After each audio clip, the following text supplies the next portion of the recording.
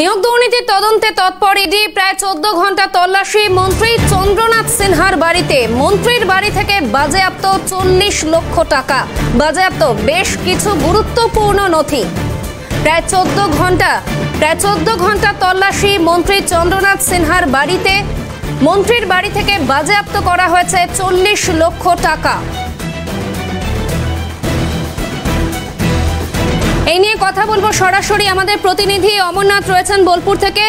অমরনাথ, তোমার কাছে যে প্রশ্ন, 14 ঘন্টা ধরে ম্যারাথন তল্লাশি চলছে এবং সেই তল্লাশির জেরে ইতিমধ্যে আমরা জানতে পেরেছি বাজেয়াপ্ত হয়েছে 40 লক্ষ টাকা। আর কি কি আপডেট রয়েছে তোমার কাছে?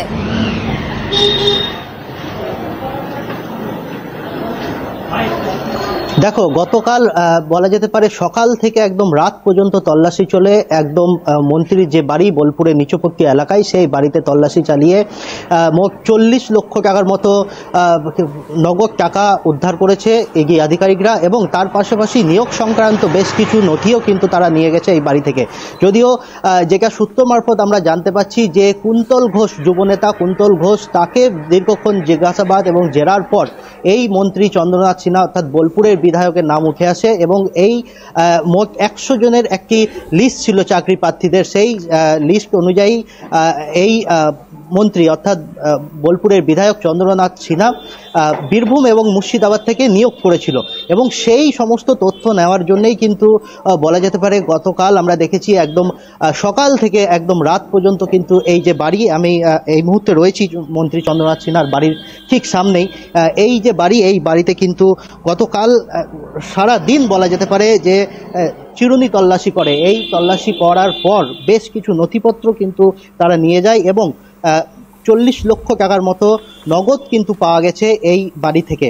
এবং এখনো পর্যন্ত যেটা জানা যাচ্ছে যে এগি সূত্রে যেটা আধিকারিক থেকে আমরা জানতে পাচ্ছি যে এই যে নিয়োগ সংক্রান্ত যে সমস্ত নথি তারা নিয়ে গেছে, এই মোট 100 জনের একটি লিস্ট ছিল। ওই 100 জনকে চাকরি পাইয়ে দেওয়ার নাম করে বেশ কিছু টাকা আত্মসাৎ করা হয়েছিল এবং টাকার বিনিময়ে এই চাকরি হয়েছিল, এমনটাই দাবি করেই কিন্তু গতকাল আমরা দেখেছি যে গতকাল আমরা দেখেছিলাম সেখানে কিন্তু তৃণমূলের কর্মী সমর্থকরা উপস্থিত হয়েছিলেন, কিন্তু আজকে কি সেরকম কোনো কর্মী সমর্থকদের জমায়েত বা কিছু সেগুলো কি দেখা গিয়েছে আজকে?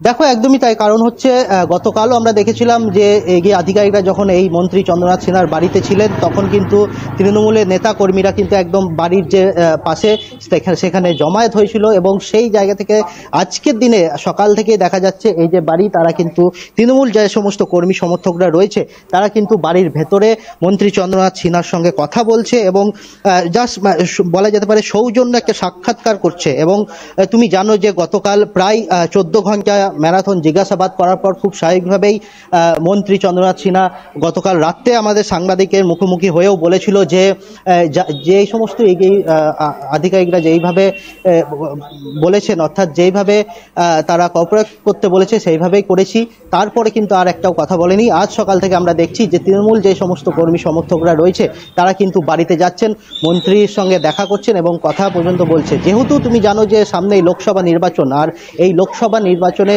আগেই একটি মন্ত্রীর বাড়িতে ইডির আধিকারিকদের যেইভাবে তল্লাশি, খুব স্বাভাবিকভাবেই কিন্তু তৃণমূলের যে সমস্ত নেতাকর্মীরা তারা ভেঙে পড়েছেন। কারণ হচ্ছে ইডি আধিকারিকরা দীর্ঘ 14 ঘন্টা এই বাড়িতে কিন্তু তারা তল্লাশি করে এবং টাকা যেহেতু উদ্ধার হয়েছে খুব স্বাভাবিকভাবেই কিন্তু যারা নেতাকর্মীরা রয়েছে তারাও কিন্তু শোকার্ত। একেবারেই আপাতত তোমায় ধন্যবাদ অমরনাথ, তুমি পরিস্থিতির ওপর নজর রাখো। আপনাদের আরো একবার জানিয়ে রাখি, নিয়োগ দুর্নীতির তদন্তে তৎপর ইডি এবং মন্ত্রী চন্দ্রনাথ সিনহার বাড়িতে প্রায় 14 ঘন্টা ধরে তল্লাশি চলে। বাজেয়াপ্ত করা হয়েছে প্রায় 40 লক্ষ টাকা।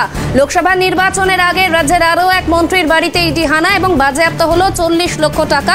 এ বিষয়ে আমরা বিরোধী রাজনৈতিক শিবিরের বেশ কিছু নেতৃত্বের প্রতিক্রিয়া নিয়েছি, শোনাবো আপনাদের।